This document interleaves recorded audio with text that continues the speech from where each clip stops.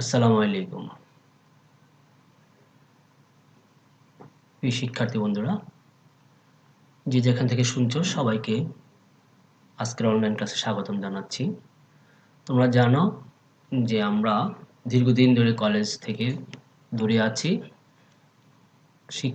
নিয়মিত শিক্ষা কার্যক্রম থেকে দূরে আছি। কিন্তু আমরা দূরে থেকেও কাছাকাছি থাকি। সবসময় আমরা আমাদের অনলাইন ক্লাসের মাধ্যমে তোমাদের কাছাকাছি যাওয়ার চেষ্টা করছি এবং কাছাকাছি থাকার চেষ্টা করছি সেই আলোকে এবং সরকারের নির্দেশ মোতাবেক তোমাদের ক্ষতিগুলো সামান্য কিছু পুষিয়ে দেওয়ার চেষ্টা, সেই প্রাণান্ত চেষ্টার একটা অংশ হিসেবে আমরা আমাদের এই ক্লাস, অনলাইন ক্লাস। আজকের অনলাইন ক্লাসে আমি তোমাদের সকলকে ফুলের শুভেচ্ছা স্বাগতম জানিয়ে আজকের ক্লাসটা শুরু করছি। আমি সৈয়দ মোহাম্মদ নিজামুদ্দিন, প্রভাষক, শহীদ জিয়াউর রহমান কলেজ, চান্দিনা, কুমিল্লা।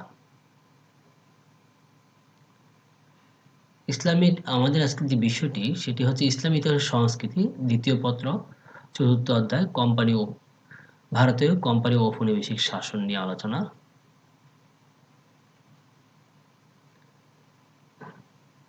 আমরা কিছু ছবি দেখব। আমরা ধারাবাহিকভাবে আলোচনা করে যাচ্ছি। সেই ধারাবাহিক আলোচনার আমরা আজকে চতুর্থ অধ্যায় নিয়ে আলোচনা করছি এবং সেখানে কিছু ছবি দেখি এবং বলার চেষ্টা করি। একজন ব্যক্তির ছবি যদি আমরা চিনতে না পারি, আমরা আরো কিছু ক্লু দেখি আমরা আমাদের আজকের পাঠ্যের বিষয়টি আমরা বের করতে পারি কিনা। হাজী মোহাম্মদ মহসিন কলেজ, চট্টগ্রাম। হ্যাঁ, ঠিক ধরেছ তোমরা। এটি হাজী মোহাম্মদ মহসিনের ছবি এবং ইমামবাড়ার ছবি, তার যে নিবাস সেখানকার ছবি এবং হাজী মোহাম্মদ মহসিন কলেজ তথা আমরা যেটি দেখতে পাচ্ছি। তাহলে আমাদের আজকে আলোচনার বিষয়টি আমরা বুঝতে পারলাম যে আজকে আমাদের আলোচনার বিষয় হচ্ছে হাজী মোহাম্মদ মহসিন, যার জন্ম 1732 খ্রিস্টাব্দে এবং মৃত্যুবরণ করেছেন 1812 খ্রিস্টাব্দে। প্রিয় শিক্ষার্থী বন্ধুরা, আমরা হাজী মোহাম্মদ মহসিনকে একজন দানবীর ব্যক্তি হিসেবেই চিনে থাকি। তো আমরা আগে তার পরিচয়টা একটু জেনে নেই। পরিচয়: হাজী মোহাম্মদ মহসিন 1732 সালে হুগলিতে জন্মগ্রহণ করেন। তার বাবার নাম হাজী ফয়জুল্লাহ, মা জয়নাব খানম। ফয়জুল্লাহ ছিলেন একজন ধনী জাগিরদার। তিনি ইরান থেকে বাংলায় এসেছিলেন। জয়নাব ছিলেন ফয়জুল্লাহর দ্বিতীয় স্ত্রী। জয়নাব বেগমের পূর্বে বিয়ে হয়েছিল, সেখানে মুনুজান নামে একজন কন্যা সন্তান ছিল এবং তার সাবেক স্বামী আগা মোতাহারের বিপুল সম্পদের মালিক ছিলেন সেই কন্যা সন্তান মুন্নুজান। মুন্নুজানকে নিয়েই জয়নাব বেগম হাজী ফয়জুল্লাহকে বিয়ে করেন এবং সেই হিসাবে হাজী মোহাম্মদ মহসিন এবং মুন্নুজান তারা সৎ ভাই বোন এবং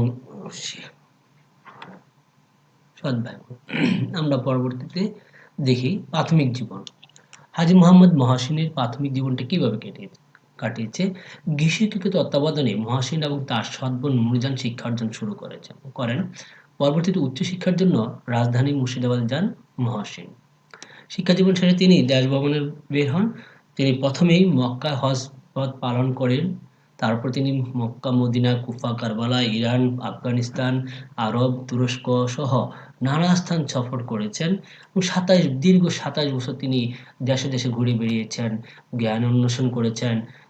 পৃথিবীকে তিনি, আল্লাহর সৃষ্টিকে তিনি নিজের চোখে অবলোকন করার চেষ্টা করেছিলেন এবং 27 বছর পর বোনের চিঠি পেয়ে বা বোনের অনুরোধে তিনি দেশে ফিরে আসেন এবং ততদিনে তার বোনের স্বামী ইন্তেকাল করলে সেই বোনের বিধবা স্বামী বোনের অনেক সম্পদের মালিক হন এবং সেই সম্পদের দেখাশোনার দায়িত্ব তিনি লাভ করেন। মহসিনের চরিত্রের দিকে যদি আমরা একটু খেয়াল করি, তিনি নিরহংকার মহসিন ছিলেন। বিশাল সম্পদের অধিকারী, যিনি তার বাবার রেখে যাওয়া সম্পদ বা তার বোনের সম্পদ, অনেক সম্পদের মালিক হয়েছিলেন। সেই মহসিনের ধন সম্পদের প্রতি কোনো লোভ লালসা ছিল না। তিনি 1806 সালে নিজের সমস্ত সম্পত্তি দান করে দেন। আজও এসব দানপত্রের কাগজপত্র হুগলিতে সংরক্ষিত আছে। নিজের গায়ের জামা কাপড় পর্যন্ত তিনি অন্যদের দান করে দিতেন। বিলাসিতা এবং আরামায়েশ তিনি পছন্দ করতেন না। তিনি তার প্রতিষ্ঠিত ইমামবাড়ি প্রাসাদে বাস করতেন না। ইমামবাড়ির পাশে ছোট্ট একটি কুটিরে বাস করতেন। আর কোরআন শরীফ নকল করে যা পেতেন তা দিয়ে চলতেন। নিজ হাতে রান্না করে চাকর-বাকরদের নিয়ে তিনি একসাথে খেতেন। তিনি একজন নিরহংকার মানুষ, সাদাসিধে জীবনযাপন, সহজ সরল জীবনযাপন, এটি তার ব্যক্তিত্বের অন্যতম একটা দিক ছিল। আমরা দেখি মহসিন ফান্ড প্রতিষ্ঠা। আমরা জানি যে হাজী মোহাম্মদ মহসিন মুসলমান ছিলেন এবং সেই অনুসারে তার সমস্ত সম্পত্তি প্রায় মুসলিম শিক্ষার কল্যাণে, মুসলমানদের কল্যাণে তিনি ব্যয় করেছিলেন। হাজী মোহাম্মদ মুসলমানদের সুশিক্ষায় 1806 খ্রিস্টাব্দের 20 সেপ্টেম্বর মহসিন ফান্ড নামক একটি তহবিল প্রতিষ্ঠা করেন। তিনি তার সমুদয় অর্থ এই ফাউন্ডেশনের জন্য দান করেন। এই ফান্ডের কার্যক্রম সুন্দরভাবে পরিচালনার জন্য তিনি দুজন মোতাওয়াল্লিও নিয়োগ করেছিলেন। শুধু মোতাওয়াল্লি নিয়োগই নয়, মহসিন ফান্ডের ব্যয় নির্বাহের জন্য দানকৃত সম্পত্তিকে 9 ভাগে ভাগ করেন। তার মধ্যে 3 ভাগ সম্পদ ধর্মীয় কর্মকাণ্ডে ব্যবহারের জন্য, 4 ভাগ পেনশন, বৃত্তি এবং ধাতব্য কর্মকাণ্ডে খরচ করার জন্য এবং 2 ভাগ সম্পদ মোতাওয়াল্লিদের পারিশ্রমিকের জন্য বরাদ্দ করেন। তাছাড়া তার দানকৃত অর্থে অসংখ্য দারিদ্র ছাত্রের পড়াশোনার ব্যবস্থা করা হয়। এক কথা আমরা যদি বলি, তার সমস্ত সম্পত্তি তিনি একটি সুচারুভাবে বন্টন করে দিয়েছিলেন, যাতে করে তার প্রতিষ্ঠানগুলি তার প্রতিষ্ঠিত প্রতিষ্ঠানগুলি বা তিনি দাতব্য প্রতিষ্ঠান এবং একই সাথে গরিব মেধাবী ছাত্রদের জন্য যাতে কোনো ধরনের অসুবিধার সম্মুখীন না হতে হয়, সেভাবে তিনি সেগুলিকে বন্টন করে দিয়েছিলেন। শিক্ষাক্ষেত্রে মহসিনের অবদান। আমরা কিছু ছবি দেখি আবারও, আমরা বুঝতে পারবো এটা। উপরের ছবিটা এরকমভাবে অনেকগুলি ছবি, একটা হলো হুগলি মহসিন কলেজ। আমরা দেখি চট্টগ্রাম মহসিন কলেজের কথা বলা আছে, উপরে রাজশাহী মহসিন কলেজ কথা বলা আছে, রাজশাহী মহসিন স্কুলের কথা বলা আছে, যেটি মাদ্রাসা, আগে আলিয়া মাদ্রাসা ছিল। এই ছবিটি আলিয়া মাদ্রাসা ছিল, পরবর্তীতে এটি রাজশাহী রাজশাহী কলেজ, মাধ্যমিক কলেজ হিসেবে, স্কুল হিসেবে এটি পরিচিতি লাভ করে। যাই হোক, এটি হচ্ছে শিক্ষাক্ষেত্রে। এভাবে তিনি শুধু এখানেই নয়, তিনি বিভিন্ন তৎকালীন ভারতবর্ষের বিভিন্ন অঞ্চলে তার নামে, তারপর অন্যান্যদের নামে তিনি মুসলিমদের শিক্ষার কল্যাণে বা মুসলমান ছাত্রদের মধ্যে বিভিন্ন শিক্ষা প্রতিষ্ঠানের, বিশ্ববিদ্যালয়ের ছাত্রদের জন্য তিনি তার অর্থ দান করে দিয়েছিলেন, অর্থ ব্যয় করেছেন। শিক্ষাক্ষেত্রে মহসিনের অবদান আমরা দেখেছি। হাজী মোহাম্মদ মহসিন খুব ধার্মিক ছিলেন এবং সহজ সরল জীবনযাপন। তিনি চিরকর্মঠ ছিলেন। তিনি 70 বছরের হাজী মহসিনের বিপুল সম্পদ দান সদকা ব্যয় করার মনস্থ করেন। 70 বছর বয়সে এই বিশাল সম্পদ তিনি মানবজাতির কাজে ব্যয় করেন। দেশের সকল গরিব দুঃখী দুস্থদের সেবায় তিনি নিজের সম্পদ বিলিয়ে দিয়েছিলেন। আমরা আরো যদি একটু দেখি শিক্ষাক্ষেত্রে তিনি কি করেছিলেন, যে তার অসামান্য দানের কারণে কিংবদন্তিতে পরিণত হন। তার স্মরণে হুগলিতে প্রতিষ্ঠিত হয় হুগলি কলেজ, বাংলাদেশের চট্টগ্রাম সরকারি হাজী মোহাম্মদ মহসিন কলেজ।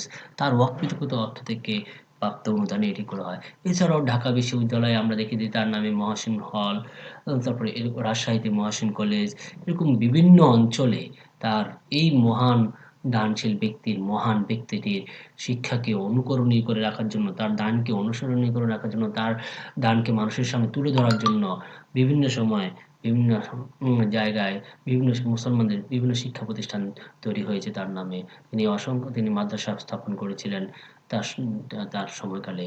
এবং আমরা আরো দেখি। আর সর্বশেষ যদি আমরা আলোচনা শেষ করতে পারি এভাবেই, যেটি আজ থেকে 200 বছর পূর্বে ধন সম্পদের প্রতি নির্লোভ বাংলার শ্রেষ্ঠ দানবীর হাজী মোহাম্মদ মহসিন 1812 খ্রিস্টাব্দে 79 মতান্তরে 80 বছর বয়সে হুগলির নিজ বাড়িতে ইন্তেকাল করেন। তাকে হুগলির ইমামবাড়ায় দাফন করা হয়। আমরা এইখানে আর বেশি কোনো ছবি সংযুক্ত করতে পারিনি, কারণ কোনো ধরনের তোমাদের জন্য অসুবিধা মতো দিতে পারিনি। কারণ হচ্ছে ইমামবাড়াকে কেন্দ্র করে তার সমস্ত কার্যক্রম সম্পন্ন হতো। অতএব সব জায়গায় তার ইমামবাড়ার ছবিটিকে আমরা, ইমামবাড়ার প্রাসাদ বা ইমামবাড়ার অবস্থানটিকে আমরা দেখতে পাই। সবার সুস্বাস্থ্য কামনা করে আবারও ধন্যবাদ জানিয়ে, সুস্বাস্থ্য কামনা করে আবারও ধন্যবাদ জানিয়ে এবং পরিবারের সকলকে সুস্বাস্থ্য কামনা করে আমি আজকের মতো এখানেই শেষ করছি। আল্লাহ হাফেজ। দেখা হবে আবারও অন্য কোনো ক্লাসে, অন্য কোনো বিষয় নিয়ে।